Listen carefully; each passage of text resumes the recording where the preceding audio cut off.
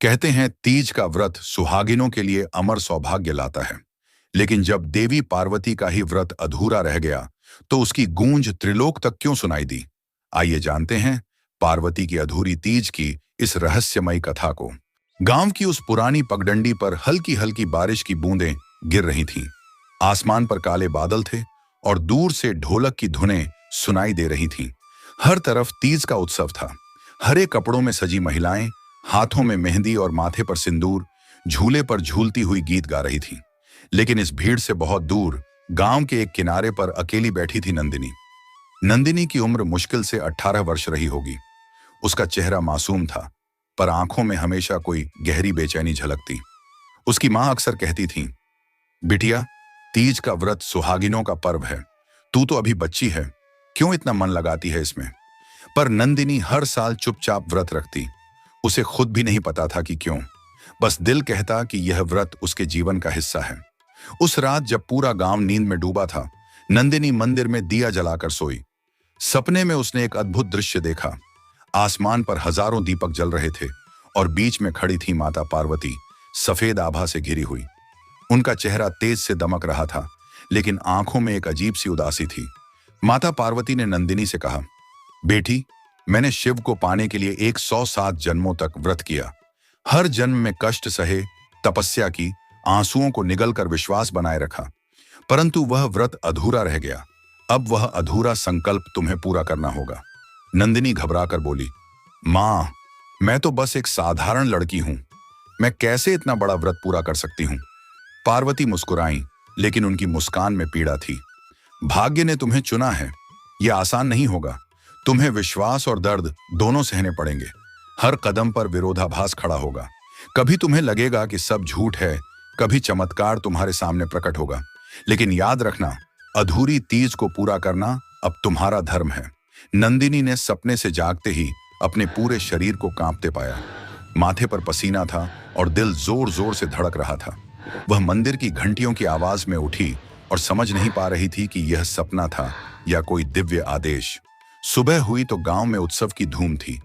महिलाएं झूले पर गीत गा रही थीं। सावन आया, तीज लाया, हरियाली छाई रे। पर नंदिनी के मन में शांति नहीं थी। उसकी सहेली सुमन ने उसे कहा, नंदिनी, आज तीज का त्योहार है, तू इतनी गुमसुम क्यों है। नंदिनी कुछ कह नहीं पाई। उसके मन में वही सपना घूम रहा था। क्या सचमुच माता ने उसे चुना है? और अगर चुना है तो क्यों? उसी शाम जब चांद आसमान पर धीरे धीरे उभर रहा था, नंदिनी फिर मंदिर गई। वहां अचानक दिए अपने आप जल उठे। हवा रुक गई, जैसे पूरा वातावरण उसे सुनने को तैयार हो। तभी मंदिर की दीवार पर हल्की हल्की आकृति बनी, वही पार्वती का चेहरा। बेटी, यह सिर्फ आरंभ है। अब अगली तीज से पहले तुझे अपनी पहली परीक्षा देनी होगी। तू तैयार है? नंदिनी डर से कांप गई, पर उसके होंठों से सिर्फ एक शब्द निकला, हाँ। और उसी पल दिए बुझ गए। मंदिर में अंधेरा छा गया। नंदिनी का दिल बैठ गया। क्या यह सपना था या सच? उस रात वह सो ना पाई। हर तरफ विरोधाभास था। उत्सव और खुशी के बीच एक गहरी उदासी, सपनों और हकीकत के बीच एक पतली रेखा। नंदिनी जानती थी कि उसका जीवन अब वैसा नहीं रहेगा। अगली सुबह गांव में सूरज की पहली किरण जैसे ही फैली, मंदिर की घंटियों की आवाज पूरे वातावरण में गूंजने लगी। लेकिन नंदिनी का मन भारी था। उसके कानों में अब भी माता पार्वती की आवाज गूंज रही थी। पहली परीक्षा। वह सोच में डूबी ही थी कि उसकी सहेली सुमन दौड़ती हुई आई। नंदिनी, जल्दी चल, तालाब के पास कुछ अजीब हुआ है। नंदिनी और सुमन वहां पहुंची। तालाब का पानी काला पड़ चुका था और उसके बीचों बीच एक लाल कमल खिला हुआ था। गांव की औरतें घबराकर कह रही थीं, यह अच्छा संकेत नहीं है, शायद कोई अनहोनी होने वाली है। लेकिन नंदिनी का दिल अजीब तरह से धड़क रहा था। उसकी नजर उस लाल कमल पर टिक गई। अचानक कमल पर ओस की बूंदें चमकने लगीं और उनमें पार्वती का चेहरा दिखाई दिया। उनकी आंखें जैसे नंदिनी से संवाद कर रही थीं। नंदिनी कांपते हुए बोली, क्या यह मेरी परीक्षा है? उस क्षण तालाब का पानी हलचल करने लगा। अचानक एक बुजुर्ग पुजारी, पंडित हरिनारायण, वहां आए। उन्होंने गंभीर स्वर में कहा, यह साधारण कमल नहीं है, यह देवी का संदेश है। नंदिनी, तुझे इस कमल को सुरक्षित रखना होगा। जब तक अगली तीज नहीं आती, यह कमल सूखना नहीं चाहिए। अगर यह मुरझा गया तो अनर्थ होगा। गांव की औरतें आपस में फुसफुसाने लगीं। क्यों हमेशा नंदिनी ही चुनी जाती है? इस लड़की के पीछे कुछ रहस्य जरूर है। नंदिनी ने डरते डरते कमल को तालाब से उठाया। जैसे ही उसने उसे छुआ, उसके हाथ में एक हल्की जलन हुई, लेकिन उसी के साथ एक अद्भुत शांति भी महसूस हुई, जैसे पूरा ब्रह्मांड उस पल उसके भीतर उतर आया हो। रात होने पर नंदिनी ने कमल को अपने कमरे में रखा, लेकिन तभी खिड़की से हवा का तेज झोंका आया और दिए बुझ गए। अंधेरे में उसे लगा कि कोई उसके कमरे में खड़ा है। नंदिनी, यह आवाज भारी और गहरी थी। वह सहमी हुई बोली, कौन है? अंधेरे से एक परछाई निकली। वह गांव का ही युवक था, अर्जुन, पर उसकी आंखों में अजीब चमक थी। यह कमल मुझे दे दो, यह तुम्हारे लिए श्राप बनेगा। इसे संभालना तुम्हारे बस की बात नहीं है। नंदिनी ने कांपते हुए कहा, यह माता का आदेश है, मैं इसे नहीं छोड़ सकती। अर्जुन की हंसी गूंज उठी। तुझे क्या लगता है माता सचमुच तुझसे बात कर रही हैं? यह सब तेरे मन का भ्रम है। अगर तूने इसे छोड़ा नहीं तो तेरा जीवन बर्बाद हो जाएगा। इतना कहकर वह परछाई अचानक गायब हो गई। नंदिनी के हाथ कांप रहे थे। उसने कमल को और कसकर पकड़ लिया। उस रात नंदिनी सो नहीं पाई। कमरे के कोनों से अजीब फुसफुसाहटें आती रहीं। कभी कोई रोती हुई स्त्री की आवाज, कभी घंटियों की झंकार। विरोधाभास और रहस्य से भरा वातावरण था। सुबह हुई तो उसने देखा, कमल अब भी ताजा था, लेकिन उसके नीचे की जमीन पर लाल धब्बे थे, जैसे किसी ने खून टपकाया हो। नंदिनी का दिल दहल गया। क्या सचमुच यह माता का वरदान है या फिर कोई श्राप? और अर्जुन क्यों चाहता था कि वह यह कमल छोड़ दे? वह जान गई कि उसकी पहली परीक्षा अभी शुरू ही हुई है। सुबह का सूरज गांव के आंगन में सुनहरी किरणें बिखेर रहा था, लेकिन नंदिनी के कमरे में अजीब सा सन्नाटा पसरा था। वह लाल कमल अभी भी ताजा था, पर उसके नीचे के खून जैसे धब्बे और गहरे हो चुके थे। उसने घबराकर जमीन को छुआ, पर वह सूखी थी, कोई नमी नहीं, मानो धब्बे केवल आंखों को दिखते हों। तभी दरवाजे पर दस्तक हुई। सामने वहीं पंडित हरिनारायण खड़े थे। बिटिया, रात कैसी बीती? उन्होंने चिंता से पूछा। नंदिनी ने कांपते स्वर में बताया, पंडित जी, कोई अजीब परछाई आई थी। उसने कहा कि यह कमल श्राप है और अब इसके नीचे खून जैसे निशान दिख रहे हैं। पंडित जी की आंखें गंभीर हो गईं। यह विरोधाभास ही तेरी परीक्षा है। देवी की शक्ति जब उतरती है तो उसके साथ माया और भ्रम भी आते हैं। याद रख, सच्चाई पर विश्वास रखोगी तो आगे बढ़ पाओगी। लेकिन गांव वाले अब और भी सवाल करने लगे थे। चौपाल पर औरतें आपस में चर्चा कर रही थीं। नंदिनी पर कोई प्रेत साया है, या तो यह देवी की चुनी हुई है या फिर अपशकुन। सुमन नंदिनी के पास आई और बोली, लोग अब तुझसे डरने लगे हैं। कल रात मैंने भी तेरे घर से अजीब आवाजें सुनी। सच बता, तू किस मुसीबत में फंस गई है? नंदिनी की आंखें नम हो गईं। सुमन, मैं खुद नहीं जानती, लेकिन यह रास्ता अब मुझे ही तय करना है। रात होते ही कमल से हल्की लाल रोशनी निकलने लगी। पूरा कमरा उस रोशनी से नहा गया। अचानक नंदिनी को फिर वही चेहरा दिखाई दिया, माता पार्वती का। बेटी, उनकी आवाज गंभीर और दुखी थी, तेरी पहली परीक्षा अधूरी है। यह कमल केवल तभी जीवित रहेगा जब तू अपने भय को पार करेगी। आज आधी रात को तू उस पुराने मंदिर में जाएगी जहां वर्षों से ताले लगे हैं। वहां तुझे सत्य और असत्य के बीच चुनाव करना होगा। नंदिनी का दिल बैठ गया। वह मंदिर गांव के बाहर था, जहां लोग जाने से डरते थे। कहते थे वहां कभी बलिदान हुआ था और उसकी आत्माएं आज भी भटकती हैं। आधी रात को नंदिनी ने साहस जुटाया, हाथ में लाल कमल लिया और अकेले मंदिर की ओर बढ़ी। रास्ता सुनसान था, केवल झींगुरों की आवाजें और दूर कहीं कुत्तों का भौंकना सुनाई दे रहा था। जैसे ही उसने मंदिर का दरवाजा खोला, अंदर से ठंडी हवा का तेज झोंका आया। दीवारों पर जाले और टूटी मूर्तियां थीं, लेकिन बीच में एक अखंड दीपक जल रहा था, जिसे किसी ने कभी बुझने नहीं दिया। अचानक मंदिर में घंटियों की गूंज उठी। नंदिनी कांप गई। आंखों के सामने दो आकृतियां प्रकट हुईं। पहली आकृति पार्वती का दिव्य रूप, सफेद आभा में लिपटा। दूसरी आकृति काली छाया, जिसकी आंखें अंगारों की तरह चमक रही थीं। काली छाया गरजी, नंदिनी, यह कमल मुझे दे दे। तू नहीं जानती, यह तुझ पर भारी पड़ेगा। देवी तुझे धोखा दे रही हैं। पार्वती की मधुर परंतु दृढ़ आवाज आई, नंदिनी, सत्य का मार्ग कठिन होता है, यह कमल तुझे आगे ले जाएगा। दोनों आवाजें आपस में टकराईं और पूरा मंदिर हिलने लगा। नंदिनी के सामने सबसे बड़ा विरोधाभास खड़ा था। किस पर विश्वास करे? उसका दिल जोर जोर से धड़क रहा था। हाथ में पकड़ा कमल अब और भी तेज लाल रोशनी बिखेर रहा था। वह धीरे धीरे आगे बढ़ी और उसकी आंखों से आंसू बहने लगे। हे माता, उसने कांपते स्वर में कहा, अगर यह रास्ता सचमुच तेरा है तो मुझे शक्ति दे, वरना आज यहीं मेरी आत्मा भी इस मंदिर में खो जाएगी। जैसे ही उसने यह कहा, कमल से अग्नि की लपटें उठीं और पूरा मंदिर रोशनी से भर गया। काली छाया चीख कर पीछे हट गई, लेकिन उसकी चीख गांव तक सुनाई दी। नंदिनी अचेत होकर जमीन पर गिर गई। सुबह जब लोग मंदिर पहुंचे तो उन्होंने देखा, मंदिर के अंदर नंदिनी बेहोश पड़ी है और उसके पास रखा कमल अब सफेद हो चुका है, लेकिन उसकी आंखों के किनारे अब भी आंसुओं की लकीरें थीं और उसके होठों पर एक अधूरी प्रार्थना। गांव के लोग मंदिर के चारों ओर जमा थे। हर कोई फुसफुसा रहा था, नंदिनी मरी तो नहीं, ये तो देवी की लीला है, न जाने अब क्या होगा। पंडित हरिनारायण ने भीड़ को हटाकर नंदिनी को उठाया। उसकी सांसें धीमी थीं, लेकिन आंखें अभी भी बंद थीं।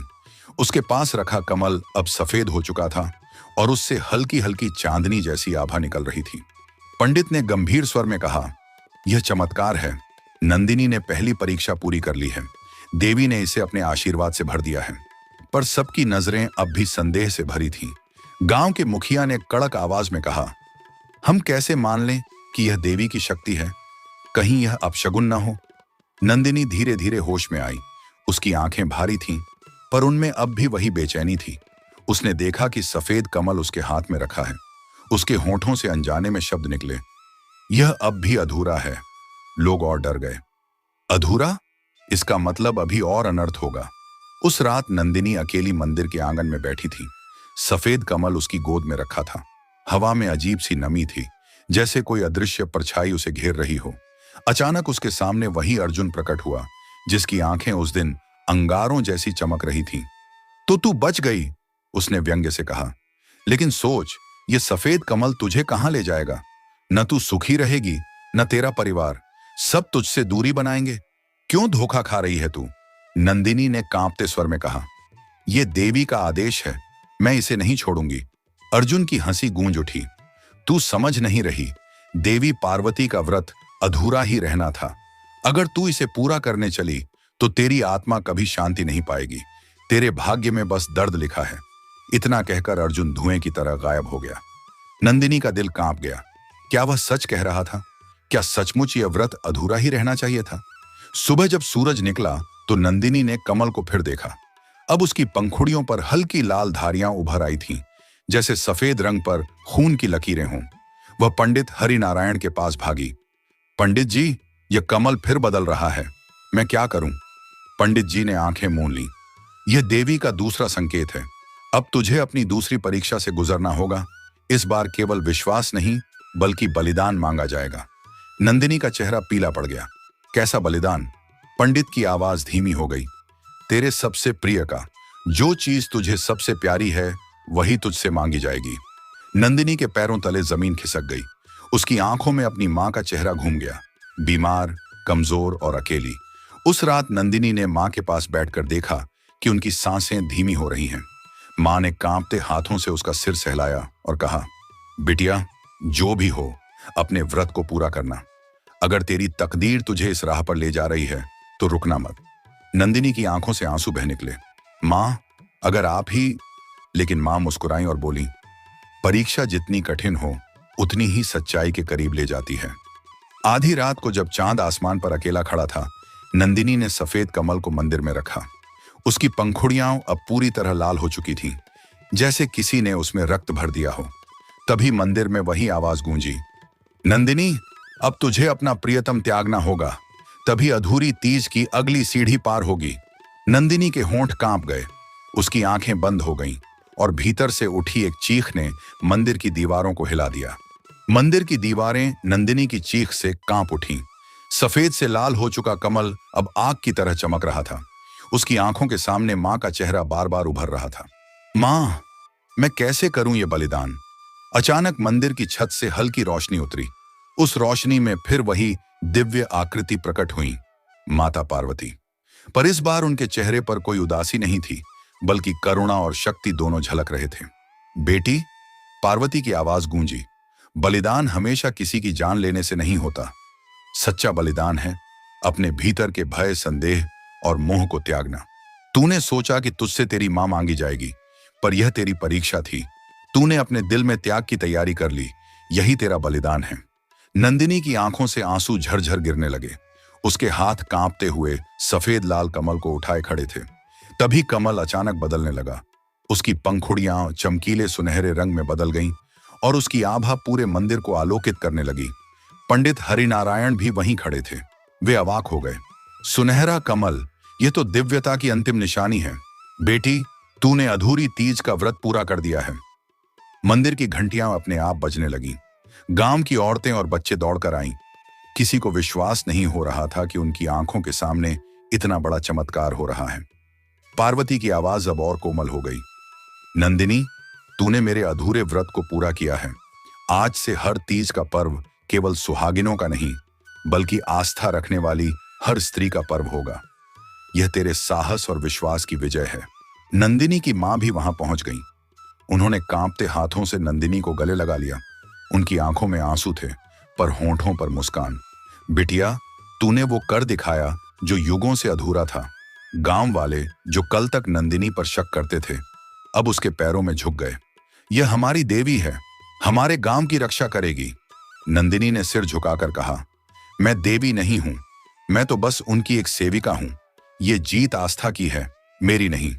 सुनहरा कमल धीरे धीरे हवा में विलीन हो गया और उसके साथ ही मंदिर का वातावरण दिव्य सुगंध से भर गया। आसमान में इंद्रधनुष चमका, मानो सृष्टि भी इस अधूरे व्रत की पूर्णता का उत्सव मना रही हो। उस क्षण नंदिनी ने मन ही मन प्रार्थना की, हे माता, जैसे आपने मुझे शक्ति दी, वैसे ही हर उस स्त्री को शक्ति दें जो अपने विश्वास के लिए संघर्ष करती है।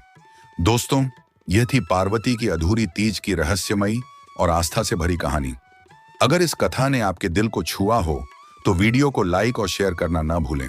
और हाँ, ऐसी ही अनोखी, सस्पेंस और रहस्य से भरी कहानियां सुनने के लिए हमारे चैनल अभयम स्टोरीज 132 को सब्सक्राइब करें, क्योंकि यहाँ हर कहानी सिर्फ कहानी नहीं, बल्कि आस्था, चमत्कार और इंसानी जज्बातों का संगम होती है।